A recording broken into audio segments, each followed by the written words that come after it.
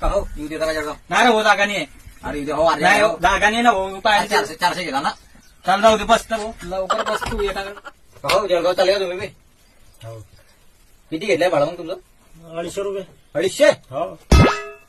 हो अरे अजून 250 घेताय माझून 400 घेताय का तुम्ही? मीनेला पदेबाद घेतले का ते अजून तू नसता म्हणाल हो. शेवटी नशीब काय करू शेवटी नशीब असं आहे का? मग बरं शेवटी नशीब आता. गेले नशीबच जातो आता काय राहते.